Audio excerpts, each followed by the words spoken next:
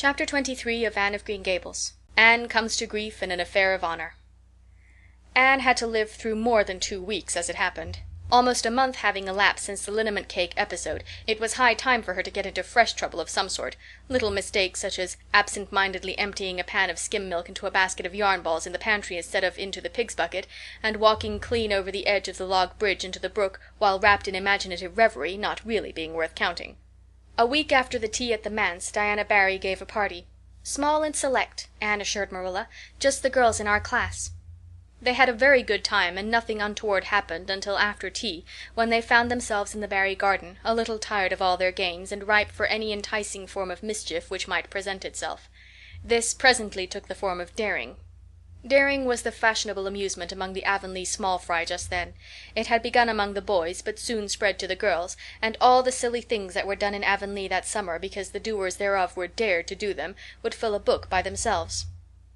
First of all, Carrie Sloane dared Ruby Gillis to climb to a certain point in the huge old willow tree before the front door, which Ruby Gillis, albeit in mortal dread of the fat green caterpillars with which said tree was infested, and with the fear of her mother before her eyes if she should tear her new muslin dress, nimbly did, to the discomfiture of the aforesaid Carrie Sloane. Then Josie Pye dared Jane Andrews to hop on her left leg around the garden, without stopping once or putting her right foot to the ground, which Jane Andrews gamely tried to do, but gave out at the third corner and had to confess herself defeated. Josie's triumph being rather more pronounced than good taste permitted, Anne Shirley dared her to walk along the top of the board fence which bounded the garden to the east. Now, to walk board fences requires more skill and steadiness of head and heel than one might suppose who has never tried it. But Josie Pye, if deficient in some qualities that make for popularity, had at least a natural and inborn gift, duly cultivated, for walking board fences. Josie walked the Barry fence with an airy unconcern, which seemed to imply that a little thing like that wasn't worth a dare. Reluctant admiration greeted her exploit, for most of the other girls could appreciate it, having suffered many things themselves in their efforts to walk fences. Josie descended from her perch, flushed with victory, and darted a defiant glance at Anne. Anne tossed her red braids. "I don't think it's such a very wonderful thing to walk a little low board fence," she said. "I knew a girl in Marysville who could walk the ridgepole of a roof." "I don't believe it," said Josie flatly. "I don't believe anybody could walk a ridgepole. You couldn't, anyhow." "Couldn't I?" cried Anne rashly. "Then I dare you to do it," said Josie defiantly. "I dare you to climb up there and walk the ridgepole of Mr. Barry's kitchen roof." Anne turned pale, but there was clearly only one thing to be done. She walked toward the house, where a ladder was leaning against the kitchen roof. All the fifth-class girls said, "Oh!" partly in excitement, partly in dismay. "Don't you do it, Anne," entreated Diana. "You'll fall off and be killed. Never mind, Josie Pye. It isn't fair to dare anybody to do anything so dangerous." "I must do it. My honor is at stake," said Anne solemnly. "I shall walk that ridgepole, Diana, or perish in the attempt. If I am killed, you are to have my pearl bead ring." Anne climbed the ladder amid breathless silence, gained the ridgepole, balanced herself uprightly on that precarious footing, and started to walk along it, dizzily conscious that she was uncomfortably high up in the world, and that walking ridgepoles was not a thing in which your imagination helped you out much. Nevertheless, she managed to take several steps before the catastrophe came. Then she swayed, lost her balance, stumbled, staggered, and fell, sliding down over the sun-baked roof and crashing off it through the tangle of Virginia creeper beneath, all before the dismayed circle below could give a simultaneous terrified shriek. If Anne had tumbled off the roof on the side up which she had ascended, Diana would probably have fallen heir to the pearl bead ring then and there. Fortunately, she fell on the other side, where the roof extended down over the porch so nearly to the ground that a fall therefrom was a much less serious thing. Nevertheless, when Diana and the other girls had rushed frantically around the house, except Ruby Gillis, who remained as if rooted to the ground and went into hysterics, they found Anne lying all white and limp among the wreck and ruin of the Virginia creeper. "Anne, are you killed?" shrieked Diana, throwing herself on her knees beside her friend. "Oh, Anne, dear Anne, speak just one word to me and tell me if you're killed."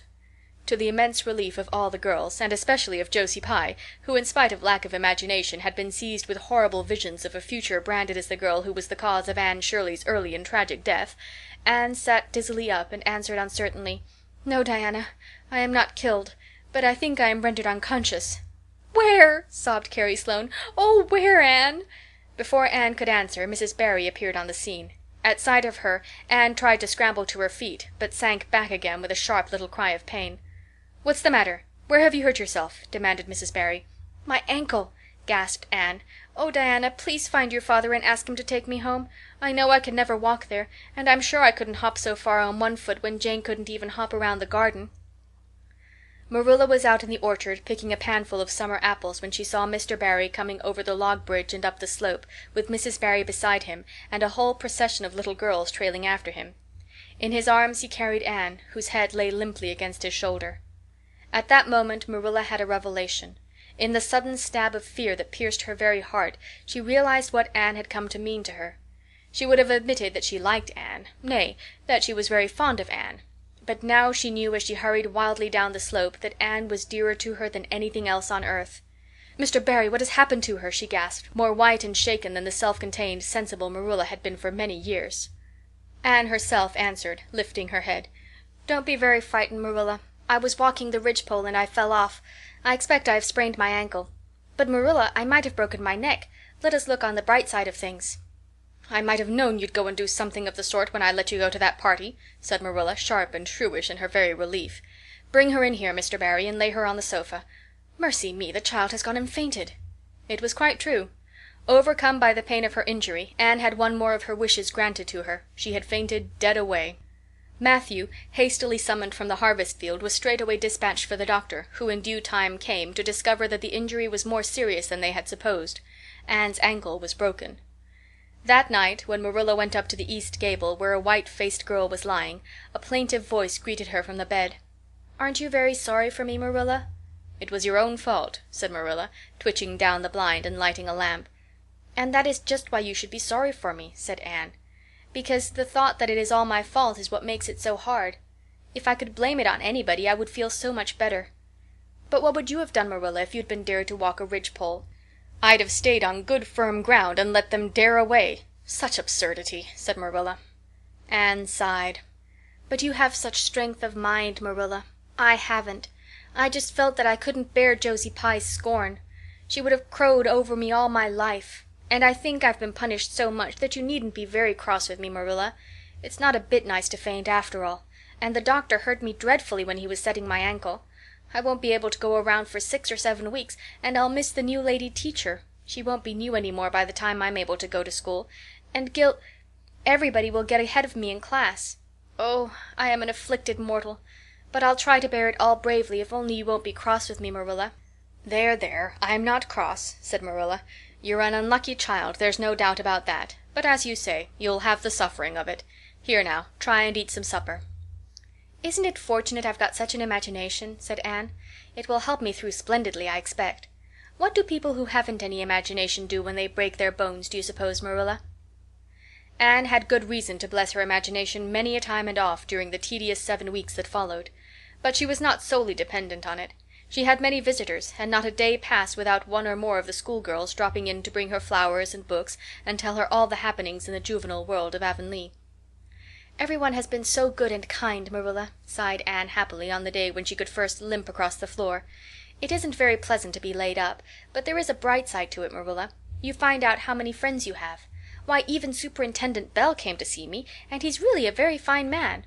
Not a kindred spirit, of course, but still, I like him, and I'm awfully sorry I ever criticized his prayers. I believe now he really does mean them, only he has got into the habit of saying them as if he didn't. He could get over it if he'd take a little trouble. I gave him a good broad hint. I told him how hard I'd tried to make my own little private prayers interesting. He told me all about the time he broke his ankle when he was a boy. It does seem so strange to think of Superintendent Bell ever being a boy.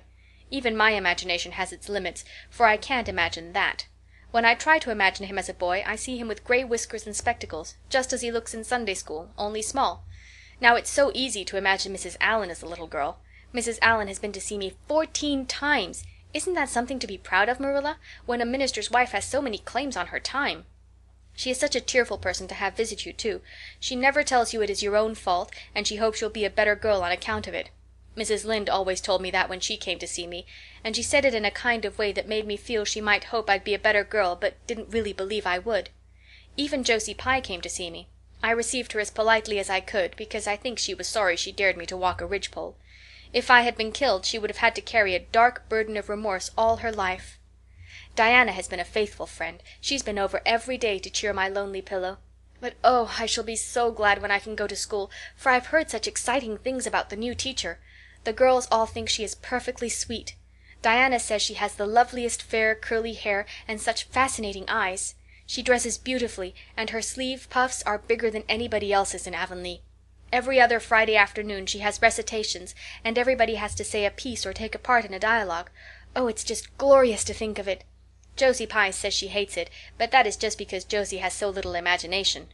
Diana and Ruby Gillis and Jane Andrews are preparing a dialogue called A Morning Visit for next Friday, and the Friday afternoons they don't have recitations, Miss Stacy takes them all to the woods for a field day, and they study ferns and flowers and birds. And they have physical culture exercises every morning and evening. Mrs. Lynde says she never heard of such goings-on, and it all comes of having a lady teacher. But I think it must be splendid, and I believe I shall find that Miss Stacy is a kindred spirit. "There's one thing plain to be seen, Anne," said Marilla, "and that is that your fall off the Barry roof hasn't injured your tongue at all." End of chapter 23.